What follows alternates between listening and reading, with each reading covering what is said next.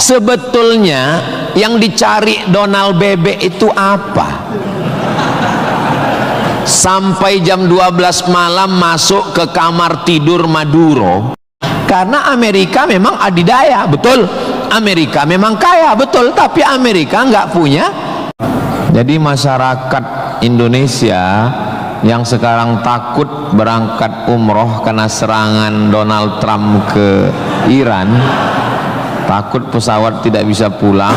Dulu nama presidennya Reza Pahlavi, bisa diatur oleh Amerika, tapi kemudian datanglah pemimpin spiritual namanya Ayatollah Khomeini tahun 79 tahun 80, maka semua perusahaan Eropa, Amerika stop. Mereka lupa bahwa Iran pernah berperang 8 tahun dengan Irak. Siapa yang membiayai Irak waktu itu menghantam Iran? Amerika. Siapa yang disuruh menghabisi? Saddam Hussein. Saddam bantai. Sebetulnya itu latihan perang. Maka ketika dihajar, menurut Donald Trump 4 hari saja untuk menyelesaikan Iran. Begitu 4 hari tidak selesai, dia ngajak genjatan senjata. Lalu apa jawab Iran? Kau yang memulai, kami yang mengakhiri. Begitu jantannya.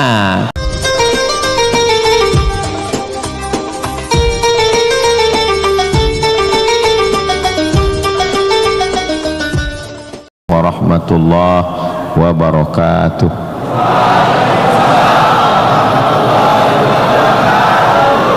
Kalau Tuan pergi ke Batam, jangan lupa mengambil teripang dari bunyi sambutan salam. Nampaknya belum makan siang.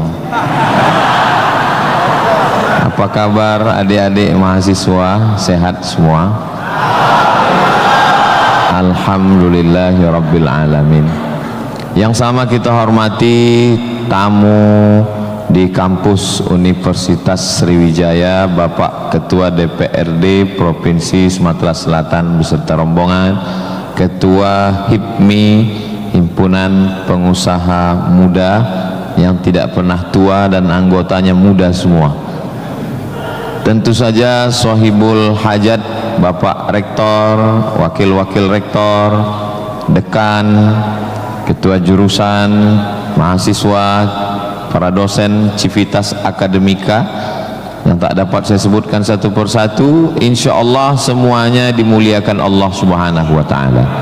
Amin ya Rabbal Alamin. Tadi saya tanya, itu di sebelah ada Masjid Muslim Pancasila, bangunannya khas, uang PNS yang dipotong pada zaman Pak Harto. Sekarang jadi apa? Sekarang sudah ada masjid yang besar Pak Ustadz, namanya Masjid Nabawi. Saya seumur-umur baru ini ketemu Masjid Nabawi di luar Saudi Arabia. Dan memang dari mulai tiangnya, lampunya, sampai plafonnya memang betul-betul Masjid Nabawi. Jadi masyarakat Indonesia yang sekarang takut berangkat umroh karena serangan Donald Trump ke Iran, takut pesawat tidak bisa pulang, nggak usah jauh-jauh, datang ke Universitas Sriwijaya.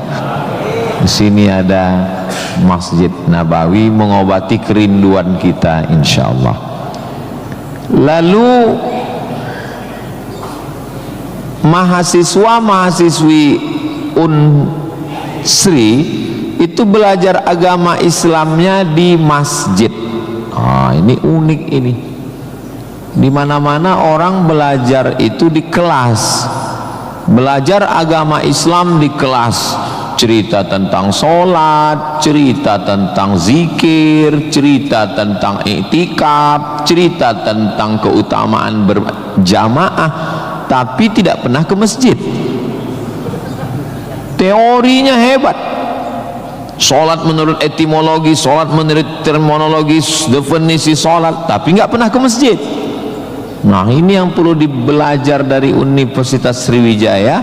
Belajar agama Islam langsung di masjid, langsung praktek sholat, langsung iktikaf. Ini bukan pesantren, ini nggak bawa-bawa nama Islam. Universitas Sriwijaya, nggak ada bawa-bawa Islam. Universitas Sriwijaya, tapi isinya sangat islami. Mahasiswanya belajar di masjid, mahasiswanya dipisah laki-laki dan perempuan, yang laki-laki di depan, yang perempuan di belakang, sehingga yang mahasiswa nggak bisa melirik mahasiswi, dan mahasiswi pun hanya bisa melihat tengkuk mahasiswa. Jadi nggak akan ada istilah pacaran di dalam masjid, di luar kita nggak tahu. Mudah-mudahan Allah menjaga adik-adik semua. Bagi yang sudah daftar dan lulus belajar di Universitas Sriwijaya, ini nikmat yang terbesar. Syukuri dengan ucapan Alhamdulillahi Rabbil Alamin.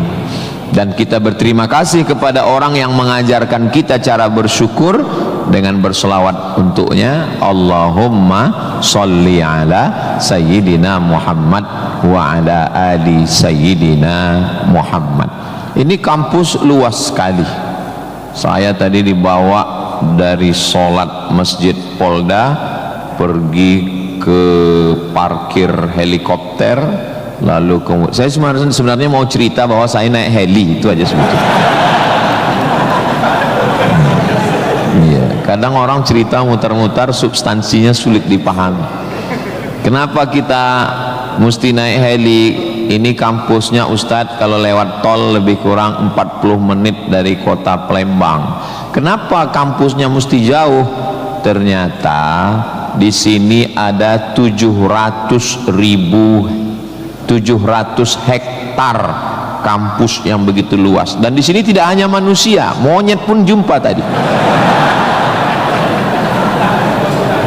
Jadi kampus itu idealnya memang begitu. Jangan sampai fakultas pertanian nggak pernah megang tanah, beternak ikan di atas kertas.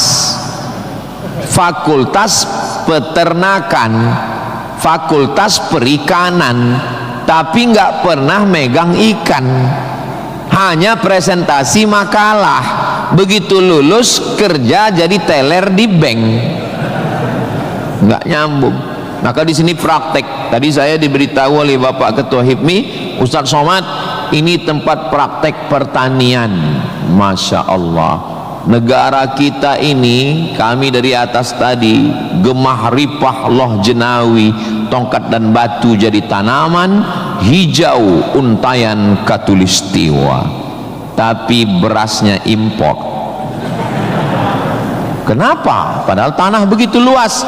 Menunggu sarjana-sarjana pertanian dari Universitas Sriwijaya. Begitu. Kenapa enggak kita tanam? Kalau kita tanam otomatis tanah kita berkah. Kalau sudah dia nanam padi, pasti dia malam berdoa sama Allah, tumbuhkan padiku, berkahkan rezekiku, turunkan hujannya. Kalau sudah ditanam, otomatis ekonomi bangkit, orang akan bekerja, otomatis padi tadi akan dibawa ke kilang padi untuk mengupas kulit padi jadi beras. Berasnya diperdagangkan, diniagakan di pasar-pasar hidup.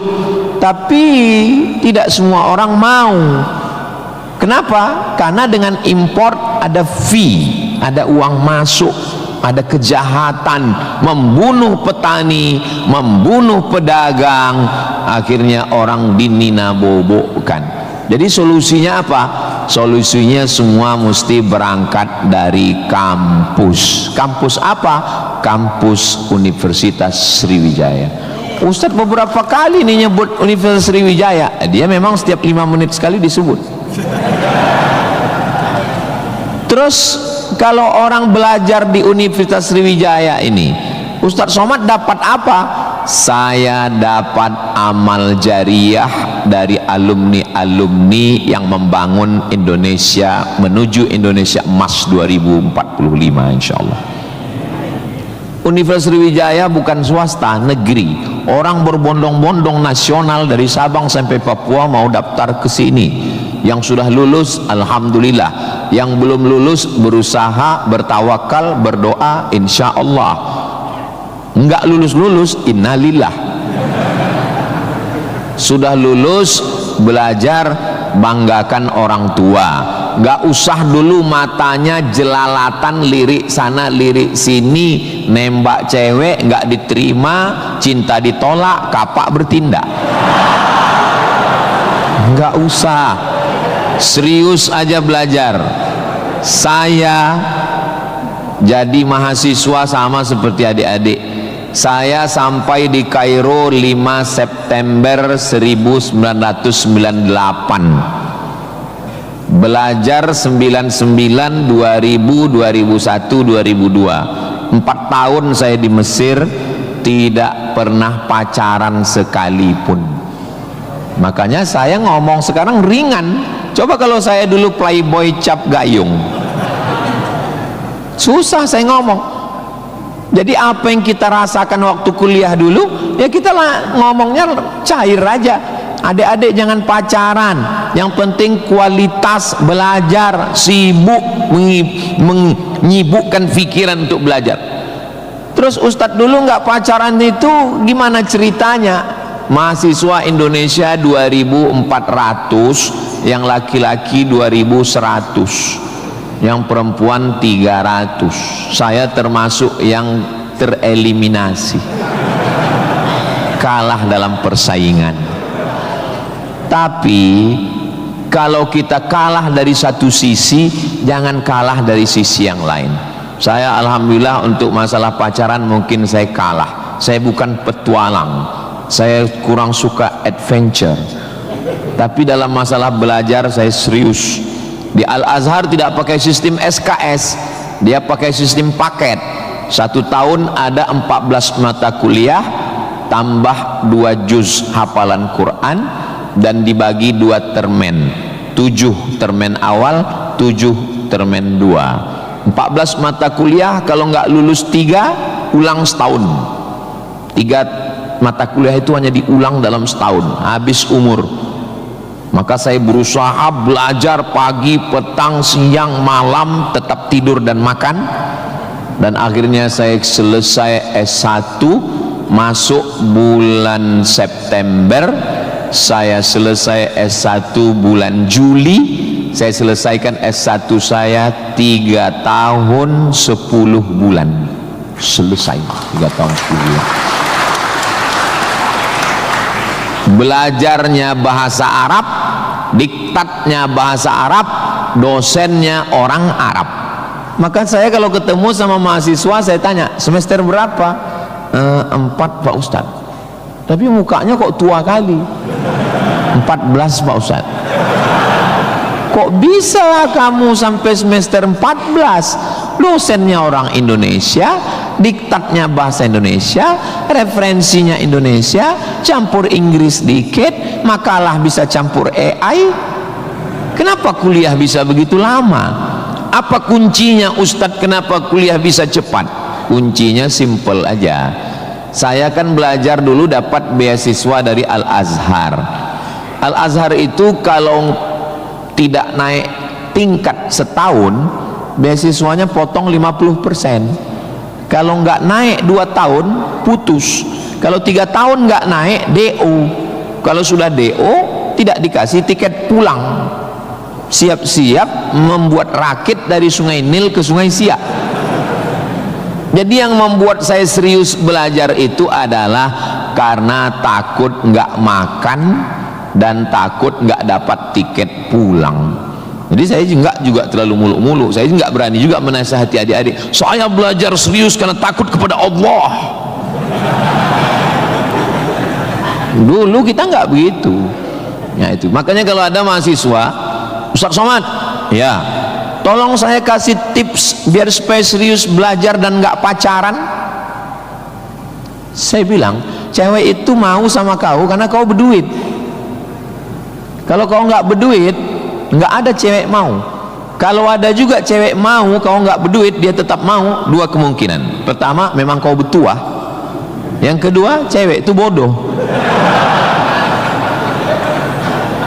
Iya, kan bodoh itu. Udah jelas laki-laki nggak ada duit, mau juga dia. Pelet apa yang dia pakai? Dari semester 1 pacaran, semester 2 sampai KKN, bonceng sana bonceng sini, pergi sana pergi sini, pacaran 5 tahun, ditinggal pas lagi sayang-sayangnya. Mohon maaf, kalau ada mahasiswi yang mau pacaran sampai 5 tahun, itu sama seperti iklan roti, dibuka, dijilat, dicelupin, gak dimakan-makan. Kira-kira yang rugi cewek apa cowok?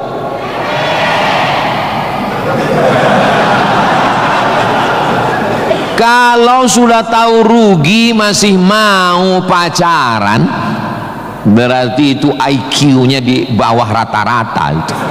Itu pasti nggak lulus di Unsri itu.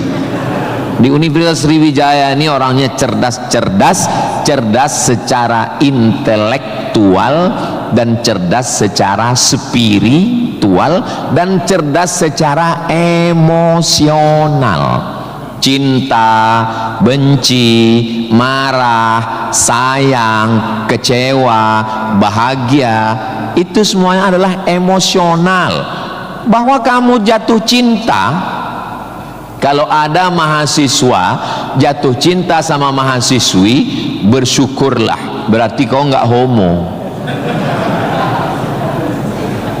Tapi ketika cintamu itu mengalahkan prestasi studi, ingat, orang tuamu bersusah-susah di kampung, kepala jadi kaki, kaki jadi kepala, dia bertani sawah di kampung. Pagi waktu dia mau pergi ke sawah, masih bisa dibedakan mana bapakmu, mana sapi. Begitu pulang sore, sama bentuknya. Tiba-tiba kamu di kampus menjadi foto model, menjadi, nggak usahlah diteruskan, menyakitkan hati.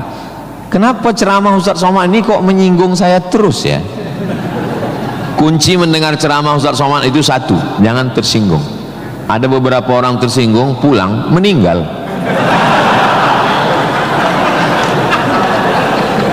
Saudaraku yang dimuliakan Allah, belajar ini seperti pakai kacamata kuda. Jadi waktu belajar dulu pakai kacamata kuda, jangan tengok kanan, jangan tengok kiri, fokus ke depan, tentukan arahmu, maka alam semesta akan membantu.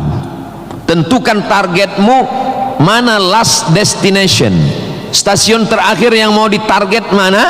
Setelah itu langkah kena kakimu, karena kau bertuhan, serahkan pada Allah. Bismillahi tawakkaltu ala Allah, la haula wala quwata illa billah. Ustadz dulu cita-citanya apa? Cita-cita saya selesai S1, habis itu saya S2, habis itu saya S3. Setelah saya doktor, saya mau jadi dosen, dan setelah nanti dapat duit, saya mau membahagiakan orang tua. Cita-cita saya nggak banyak, nggak ada cita-cita saya dulu diundang memberikan kuliah umum ke Universitas Sriwijaya, naik helikopter, nggak ada sama sekali, nggak terpikir di kepala saya, nggak ada terlintas. Cita-cita saya simple, singkat aja. Yang penting kuliah S1, S2, S3, habis itu doktor, jadi dosen, pulang ke kampung, ngajar, membahagiakan orang tua. Makanya waktu saya kuliah di Maroko, saya anak pertama, adik saya anak kedua. Kami cuman berdua, adik beradik, saudara kandung laki-laki dua-duanya. Kata adik saya mau nikah. Saya tunggu kamu pulang selesai S2 di Maroko atau gimana? Saya bilang kau nikah aja duluan, karena aku nggak jelas tanggalnya nih kapan. Pulang pun aku belum tentu nikah. Aku masih banyak cita-citaku. Aku masih selesai S2, aku mau S3, aku mau jadi dosen, aku dapat uang, bahagiakan. Kau kalau mau nikah, nikahlah duluan, jangan terhalang karena aku. Alhamdulillah adik saya menikah duluan, anaknya sekarang sudah gadis, anak perempuan pertama, dan sekarang sudah belajar di Al-Azhar Kairo, Mesir. Jadi kita bagi-bagi, kau bahagiakan dengan ibu punya cucu, dan aku membahagiakan dengan kuliahku. Jadi kalau kita mau kuliah, jangan juga kita halangi adik-adik kita yang mau nikah. Jangan sampai kita mau S2, S3, S teler, S cendol, S doger, S bandung, sampai yang di bawah-bawah ini terhalang, terkendala. Tapi insya Allah adik-adik semua sesuai dengan apa spesialisasi kita. Jangan belajar di tempat yang kita nggak minat, nggak suka, akhirnya kita menderita. Kita udah nggak suka bidang ini, tapi karena terpaksa akhirnya menderita, stres, depresi, mati. Apa yang suka? Ini Pak Ustadz, anak saya ini dari kecil memang saya lihat kemana-mana bawa martil Pak Ustadz, masuk fakultas hukum jadi hakim konstitusi, insya Allah nggak lulus Pak Ustadz, jadi tukang. Mohon maaf Pak tukang, jangan tersinggung, karena masjid ini selesai juga karena ada tukang. Anak saya ini kemana-mana bawa jarum suntik Pak Ustadz, fakultas kedokteran, nggak lulus, pecandu narkoba. Jadi kemana arah kita? Ustadz Somad dulu biasanya anak itu dari kecil sudah kelihatan itu bakatnya kemana. Saya tanya sama emak saya, aku mak dulu kecil kemana arahku? Kau dulu, kata emak saya, kalau kusuruh beli gula sama beli minyak ke warung nggak pulang-pulang. Kenapa? Cerita sama orang di warung itu, cerita. Kalau lagi keluar main dulu itu, kalau masuk kelas jam istirahat itu dulu namanya keluar main. Bapak Zul gitu juga, berarti udah tua. Anak sekarang nggak tahu, sebaya kita berarti sama-sama 28 tahun. Masalah umur ini kan bukan masalah angka, tapi masalah rasa. Saya terus terang, kalau di tempat lain saya ceramah saya merasa tua, tapi di Unsri ini rasa semester 7 ini sekarang. Itu maka saya memang minta itu kepada Ustadz Kemas Ali, tolong kalau saya datang ke Sumatera Selatan 5 unsur mesti tercapai. Saya ada ceramah di kantor, alhamdulillah tadi sudah di kantor polisi. Tolong bawa saya ceramah di tanah lapang, tablik akbar supaya semua masyarakat dapat. Yang ketiga ceramah di masjid supaya ada pengajian yang betul-betul ngaji, biasanya subuh. Yang keempat adalah ceramah di spesialisasi, kadang ceramah di IDI, Ikatan Dokter Indonesia, ceramah di PERADI, Persatuan Advokat Indonesia, kemudian satu lagi di kampus. Kenapa saya minta kampus? Karena kampus ini masa depan. Kalau panti jompo itu masa lalu. Ustaz jangan sebut jompo, kami di sini ada juga yang tua. Saya tidak ada melihat orang tua di sini. Ini hanyalah anak-anak muda yang terjebak di tubuh yang tua. Jadi sebetulnya masalah tua dan muda itu adalah masalah semangat dan perasaan. Kalau semangatnya muda, perasaannya muda, maka disebut dia dengan sumpah pemuda. Padahal yang bersumpah itu orang tua. Tapi karena dia semangat, memang luar biasa Masjid Nabawi Unsri ini. TV-nya 4 di kiri, 4 di kanan. Luar biasa katanya. Kadang kita ceramah di beberapa masjid itu kecil aja TV-nya. Ini sampai 4. Ini menunjukkan anggaran untuk kampus ini memang hebat. Itu luar biasa. Jadi kalau ada orang mengatakan bahwa Sumatera Selatan itu bawahnya itu banyak emas, memang datanglah ke Unsri, memang terbukti atapnya pun emas. Nggak salah itu Pak Ketua HIPMI, memang banyak emas yang perlu digali di Sumatera Selatan ini, dan Unsri sudah mewujudkannya di atas. Siapa yang bisa melakukan bukan eksploitasi, tapi menggali potensi yang ada di alam ini. Itu adalah mahasiswa. Inna fi khalqis samawati, dalam penciptaan langit, wal ardi, penciptaan bumi, wakhtilafil laili wan nahari, perputaran siang dan malam, la ayat, itu semua adalah ayat-ayat. Apa yang kau tahu tentang ayat?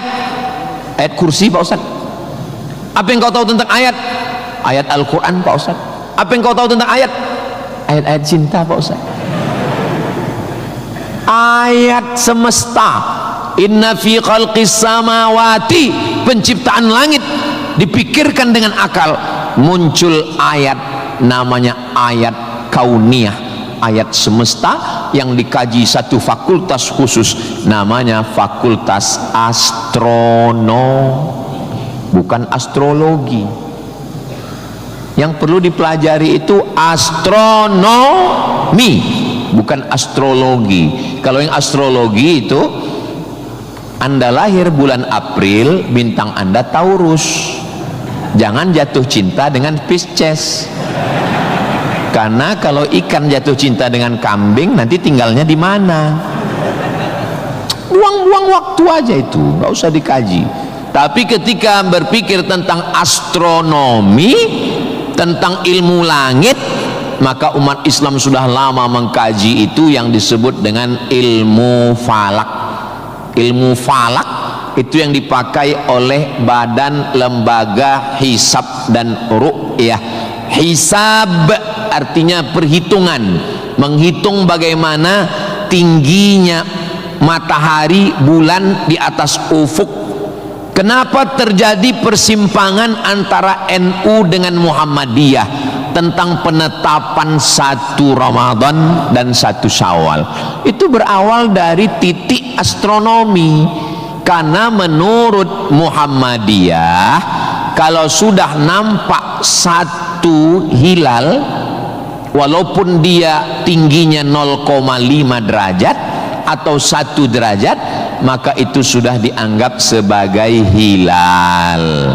Tapi menurut NU, Perti, Persis, Al-Wasliyah, Nahdlatul Ulama, maka mereka mensyaratkan sesuai syarat Mabim, Malaysia, Brunei, Indonesia, Singapura, mensyaratkan mesti 3 derajat. 3 derajat baru dianggap sebagai hilal. Kalau 1 belum dianggap sebagai hilal. Kata Muhammadiyah 1 pun hilal, kata NU 3 baru hilal. Akhirnya datang wakil presiden Indonesia, namanya Bapak Yusuf Kala. Pak JK duduk dengan NU dan Muhammadiyah. Kata Pak JK, gimana kalau NU turunkan 1, Muhammadiyah naikkan 1? Karena beliau kan pengusaha, bisnismen, biar supaya ketemu titik temu. Ya nggak ketemu, karena ini metodologinya berbeda.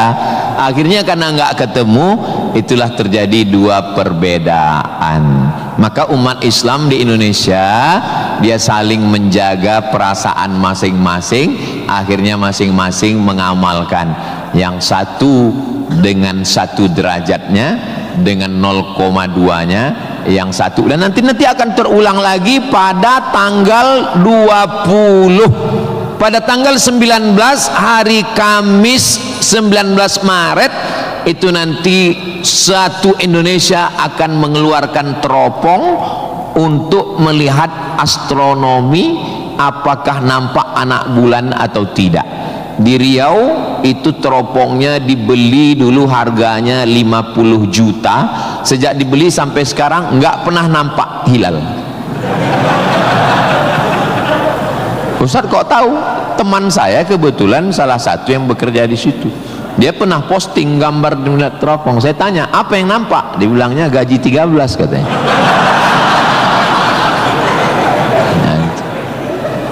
Nah, itu hanya bisa diselesaikan oleh astronomi. Ilmunya, orangnya astronom.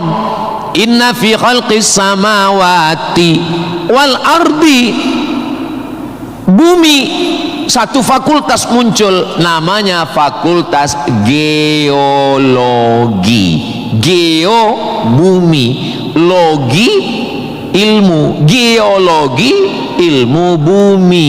Ternyata di dalam bumi ini ada batu bara. Di dalam bumi Sumatera Selatan ini batu bara. Ustaz tahu dari mana? Tadi waktu kami naik heli tadi. Ini nyebut heli ini 20 menit sekali harus diulang. Waktu kami tadi naik itu di Sungai Musi, di bawah banyak sekali kapal-kapal membawa batu bara. Batu bara itu di dalam tanah, tapi kalau di Sumatera Utara di atas tanah. Abdul Somad batu bara.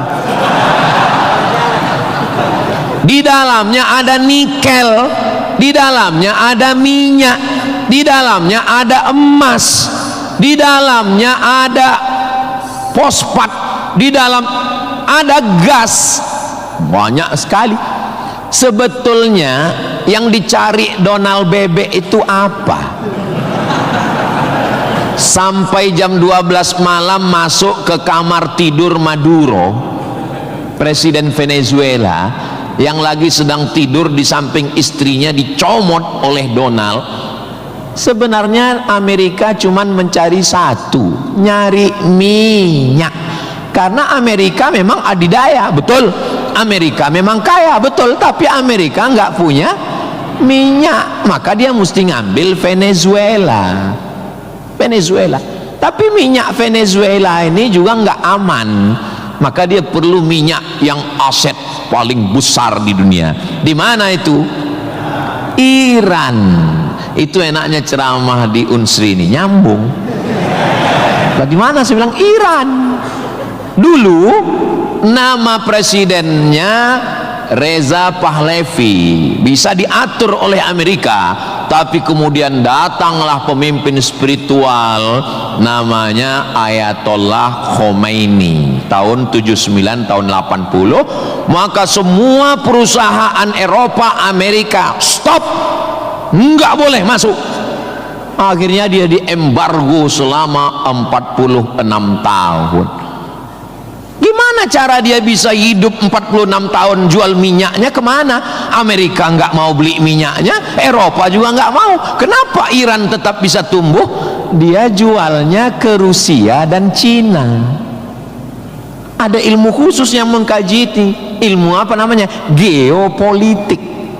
Geo dunia, politik. Jadi politiknya bukan antar pilkada kabupaten, tapi geopolitik dunia. Maka Ayatullah ini mesti digulingkan. Meninggal Ayatullah Ruhollah Khomeini, digantikan penerusnya namanya Ayatollah Ali Khamenei. Khamenei mesti dibunuh karena dialah pemimpin spiritual, maka diserang, akhirnya meninggal. Mereka lupa, Amerika lupa. Dia sangka kalau kepalanya dipotong ini mati. Mereka lupa bahwa Iran pernah berperang 8 tahun dengan Irak. Siapa yang membiayai Irak waktu itu menghantam Iran? Amerika.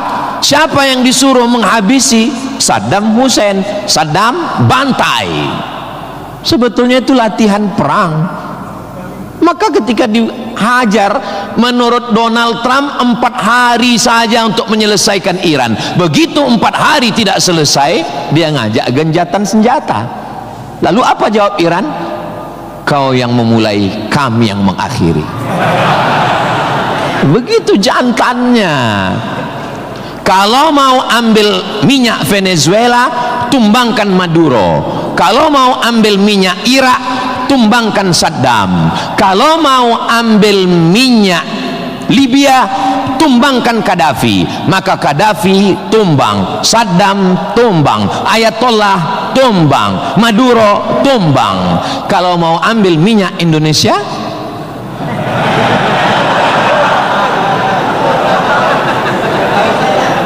saudaraku yang dimuliakan Allah Subhanahu wa ta'ala, itulah hebatnya.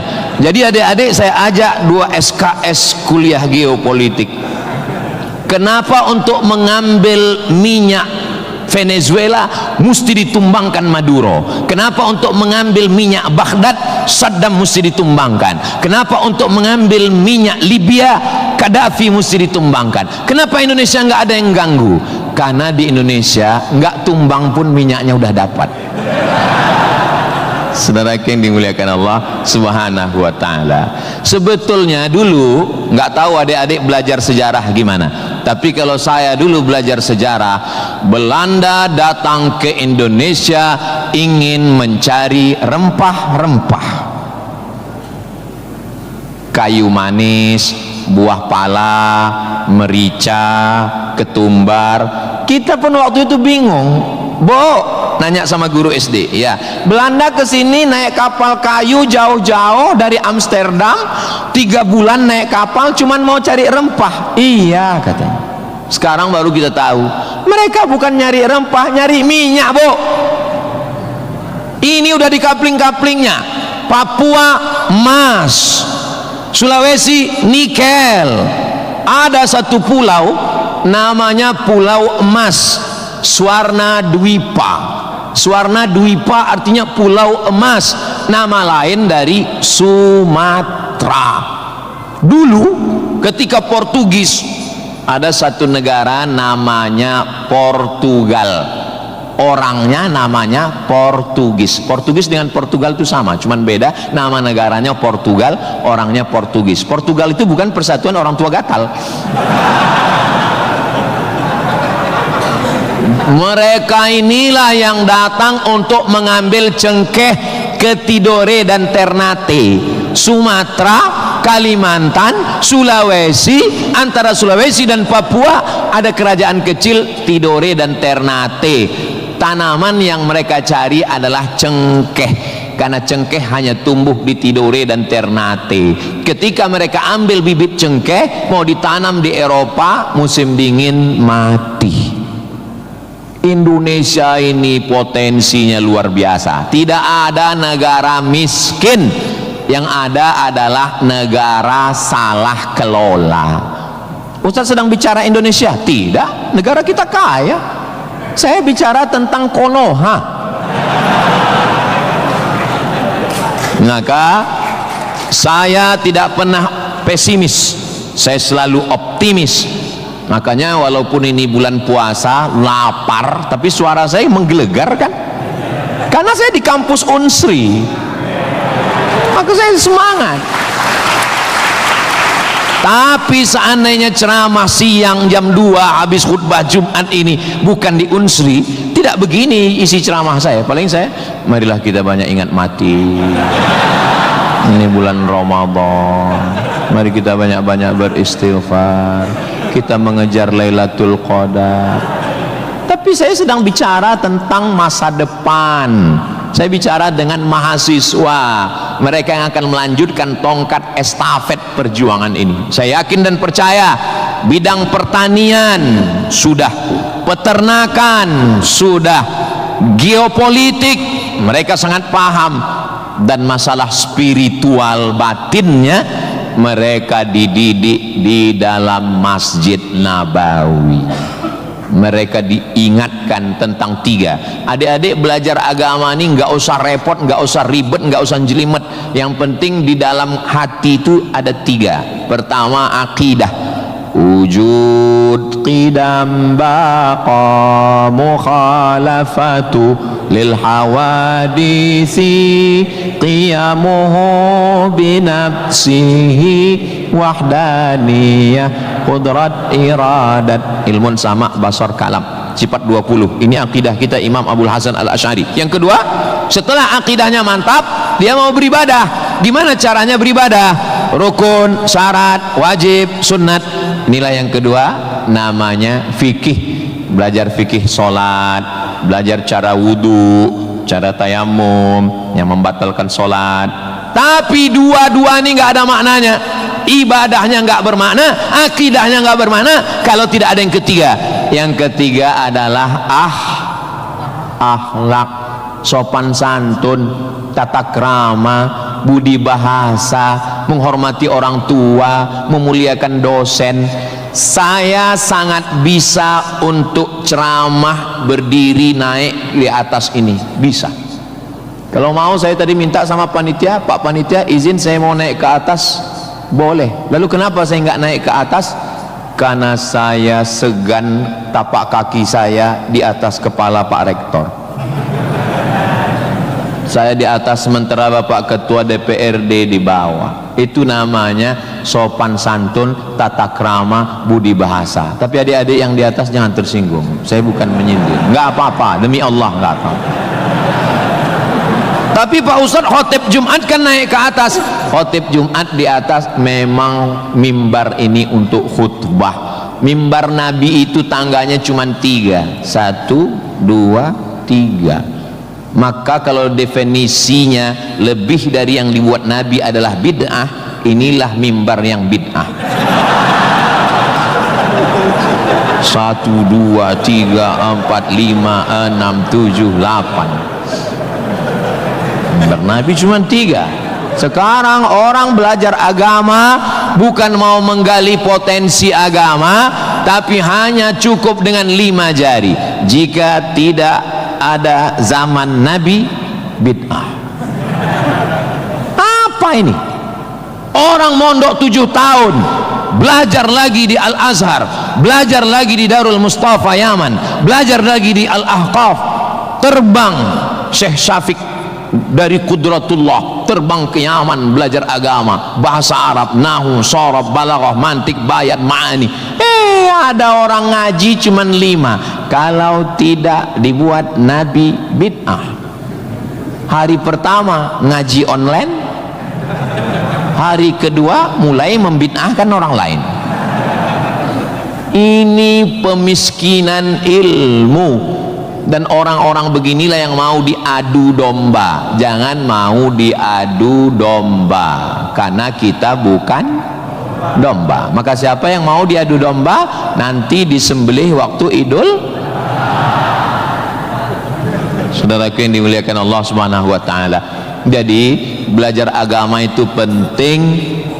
Kalau di universitas agama Islam memang dia ada pelajaran yang begitu banyak, tapi di universitas umum mereka belajar 2 SKS, 16 tatap muka, potong mid semester, potong pertemuan pertama, potong libur banjir, asap dan mati lampu. Hanya tinggal 5 pertemuan. Apa yang bisa diambil dari situ? Tapi saya optimis di Palembang, di Sumatera Selatan, orang tidak hanya ngaji di kampus, tapi juga ngaji di masjid. Bulan Ramadan ini pengajian penuh, kultum subuh, kultum duha, kultum zuhur, kultum asar, kultum menjelang berbuka, kultum habis isya menjelang tarawih, tambah malam 10 terakhir kultum i'tikaf. Maka ada namanya madrasah Ramadan. Kira-kira selesai Ramadan ini apa yang bertambah? Alhamdulillah Ustaz Somad, selesai berRamadan ini ada 5 yang bertambah. Apa dia? Berat badan, kolesterol, gula darah, diabetes, asam lambung. Mudah-mudahan selesai Ramadan ini kita sehat walafiat semuanya insyaallah. Ustadz Somad ceramahnya jangan lewat dari jam 2.30. Kenapa? Karena kalau lewat Ustadz ditinggalkan helikopter. Begitu arahan tadi. Saya sebetulnya mau berlama-lama dengan adik-adik sekalian, karena saya nyaman ceramah di Unsri ini. Tapi apalah daya, memang sedap makan ikan gulama, dimakan sambil nonton Harry Potter. Saya tidak bisa berlama-lama karena takut ditinggalkan helikopter. Itulah yang dapat saya sampaikan pada kesempatan yang baik dan mulia ini. Adapun tepuk tangan yang kurang semangat saya maklum karena lapar semuanya. Kepada Bapak Rektor dan